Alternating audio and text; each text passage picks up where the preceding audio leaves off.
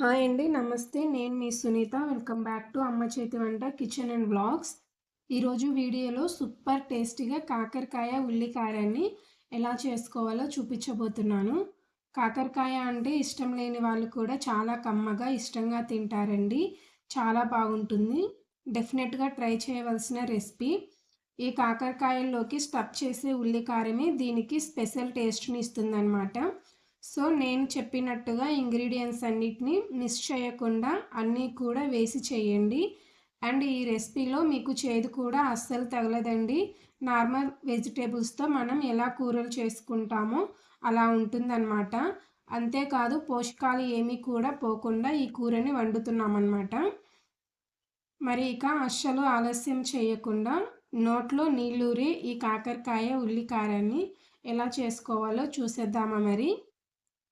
ఈ రెసిపీ కోసం ముందుగా 1/2 కేజీ దాకా కాకరకాయల్ని తీసుకోవాలి. కాకరకాయలకి 2 చివరలు కూడా కట్ చేసేసి కాకరకాయలకి పైన ఉండే ఈ రఫ్ వాట్ని లైట్గా గ్రేట్ చేసేయండి. తర్వాత శుభ్రంగా కడిగేసేయండి. ఈ కాకరకాయల్ని 1 ఇంచు సైజులో రౌండ్గా కట్ చేసుకోవాలి. ఇక్కడ వీడియో క్లిప్లో చూపిస్తున్న విధంగా ఈ సైజ్ మందంలో అన్నీ కూడా కట్ చేసేసుకోండి. ఇలా కట్ చేసుకున్న కాకరకాయ ముక్కల్లో నుంచి మధ్యలో ఉన్న విత్తనాలు తీసేయాలి. అంటే రింగ్స్ లాగా తయారు చేసుకోవాలి. అయితే ఈ విత్తనాలని అస్సలు పడేయొద్దండి. పండిపోయిన విత్తనాలు ఏమైనా ఉంటే పక్కకు తీసేసేయండి. బట్ ఇలా పచ్చిగా ఉంటే మాత్రము వీటిని కూరలో వాడుకోవచ్చు. వీటితో కూడా మనం చేసే కాకరకాయ కారం అనేది టేస్ట్ చాలా బాగుంటుందన్నమాట. అండ్ వీటిలో మంచి పోషకాలు కూడా ఉంటాయి. కాకరకాయ విత్తనాలని కూడా ఇక్కడ చూపిస్తున్న విధంగా ఇలా చాప్ చేసుకోండి. సన్నగా కట్ చేసుకోండి.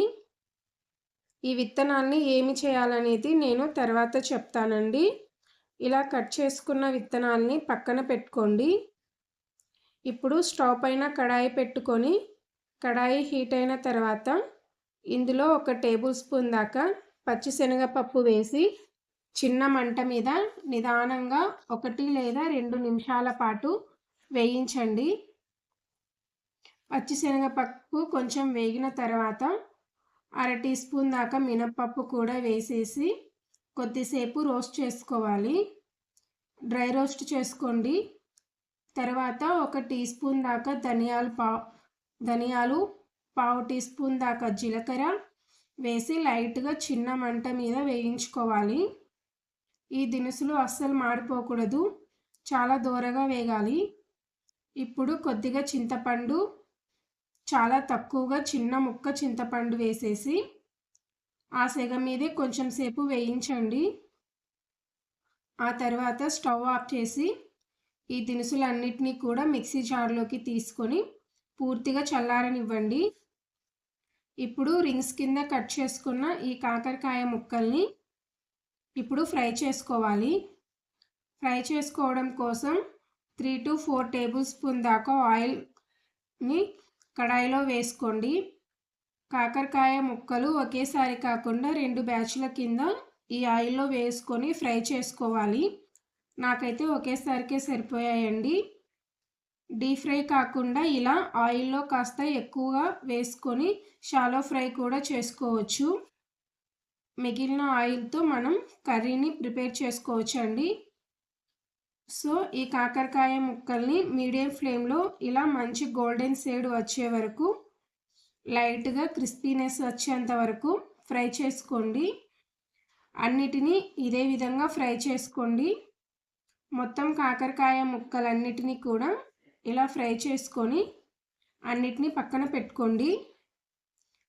ఈ వేయించిన కాకరకాయ ముక్కలు కొద్దిగా చల్లారేలోపు మనం ముందుగా ఫ్రై చేసి పెట్టుకున్న దినుసుల్ని ఫస్ట్ ఫైన్ పౌడర్ లాగా గ్రైండ్ చేసుకోవాలి. ఇలా మెత్తగా గ్రైండ్ చేసుకున్న తర్వాత నెక్స్ట్ ఇందులో మీడియం సైజ్ ఉల్లిపాయ 1, 2 తీసుకొని ఇందులో వేయండి. అలాగే కారానికి తగ్గట్టుగా 1 టేబుల్ స్పూన్ కారం వేసుకోండి. ఈ రెసిపీకి కొంచెం కారం ఎక్కువగానే పడుతుందండి. ఎందుకంటే ఉల్లిపాయ మనం ఎక్కువ క్వాంటిటీ వేస్తాం కాబట్టి ఆ తీపి ఫ్లేవర్ అనేది రాకుండా ఉండటం కోసం మనం కారాన్ని ఎక్కువగా వేయాలి. కారం వేసిన తర్వాత రుచికి సరిపడా ఉప్పు కూడా వేసేయండి. 1 టీ స్పూన్ ఉప్పు పడుతుందన్నమాట. అలాగే పావు టీ స్పూన్ పసుపు, అలాగే పొట్టు ఒలిచిన 5-6 వెల్లుల్లి రెబ్బలు వేయండి. ఇప్పుడు మెత్తగా గ్రైండ్ చేసుకోండి. ఇక్కడ వీడియో క్లిప్లో చూపిస్తున్న విధంగా ఇలా గ్రైండ్ చేసుకుంటే కాకరకాయలోకి స్టఫ్ చేసుకోవాల్సిన ఉల్లికారం అనేది రెడీ అయిపోతుందండి. ఈ కారాన్ని వేయించుకొని పక్కన పెట్టుకున్న కాకరకాయ ముక్కల్లోకి స్టఫ్ చేసుకోవాలి.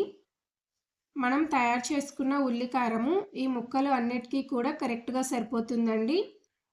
ఒకవేళ అటు ఇటు అయినా కూడా ఏం కాదండి. ఉల్లికారం ఎక్కువైతే వేయించేటప్పుడు అందులోనే వేసేసి వేయించుకోవచ్చు. లేదంటే తగ్గితే కొద్దిగా అడ్జస్ట్ చేసేసేయండి.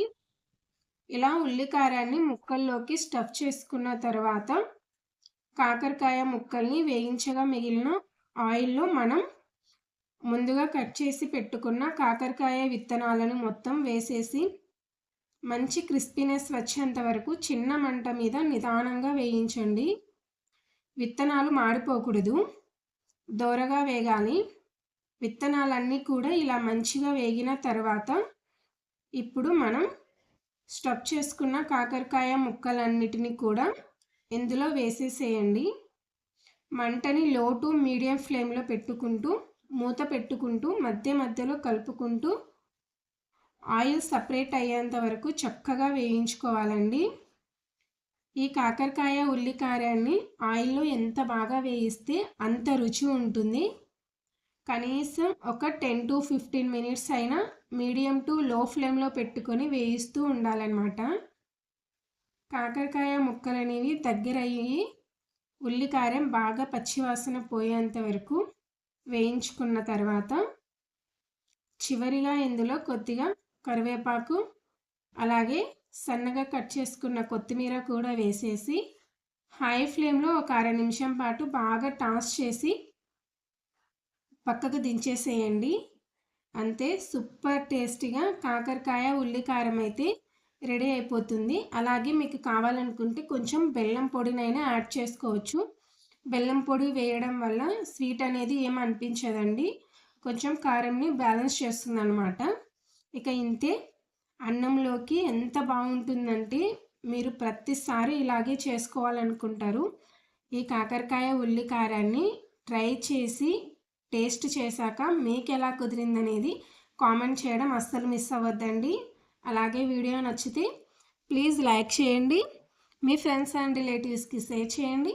మరిన్ని tasty and simple quick recipes కోసం మన ఛానల్ని సబ్స్క్రైబ్ చేసుకోండి. Thanks for watching.